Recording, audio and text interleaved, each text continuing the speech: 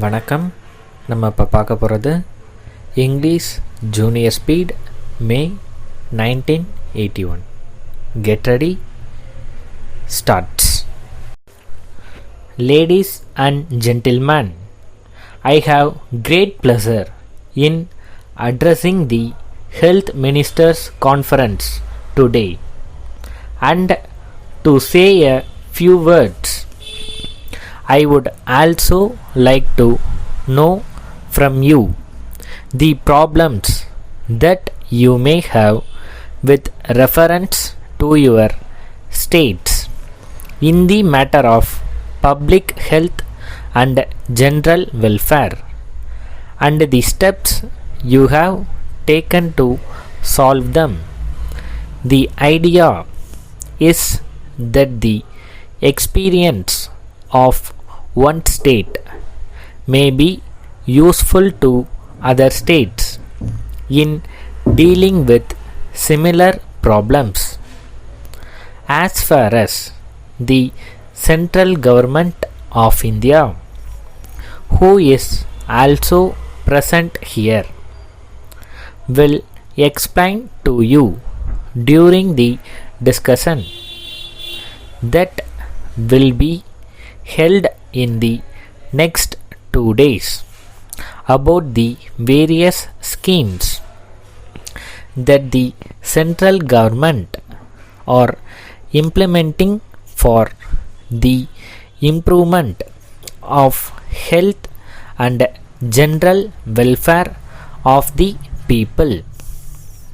Perhaps some may think that only a small percentage of the national income is set apart from medicine and public health, but it should be remembered that the large sums of money that are spent under the various other heads such as education, irrigation, agriculture and industries also serve the purpose of raising the standard of living of the people and thus contribute to their health and welfare. Take for instance education. The number of schools and colleges is increasing every year. These institutions enable the boys and girls to receive education and make them aware of the value of healthy living. Similarly, implementing of irrigation schemes means more water facilities for the large extent of land. Thus, more acres of land can be brought under cultivation, contributing to the increase in food production. To the extent people get their requirement of food, they will be free from hunger and will be able to lead a healthy life. The housing schemes that are implemented by cooperative house building societies and other agencies will also help the people to live in comfort. While it is a fact that the primary object of taking up a number of schemes is to improve the living conditions of the people, it is necessary to pay particular attention to prevent the spread of diseases and to provide medical facilities.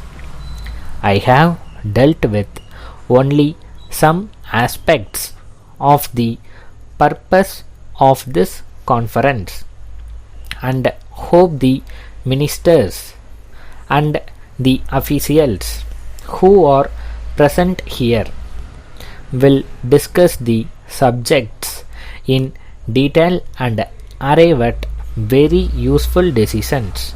Thank you.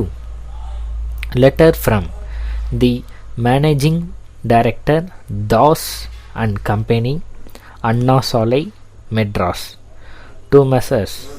George and Company, Coimbatore.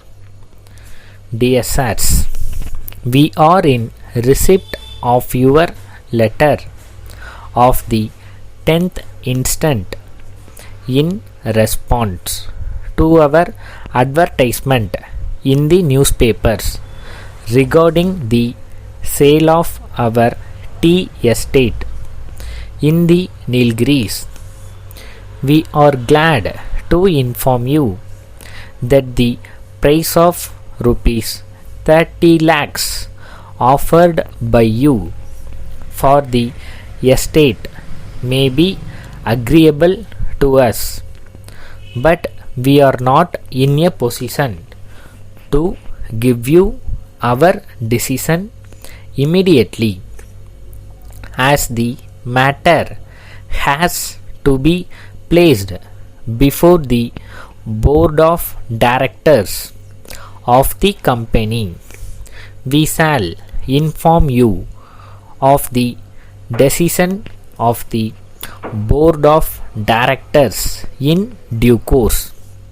As decided by you, we will be in a position to accept rupees 5 lakhs in the first instance and allow to pay the balance within a period of 6 months. We hope to send you a further letter in a month. Yours faithfully,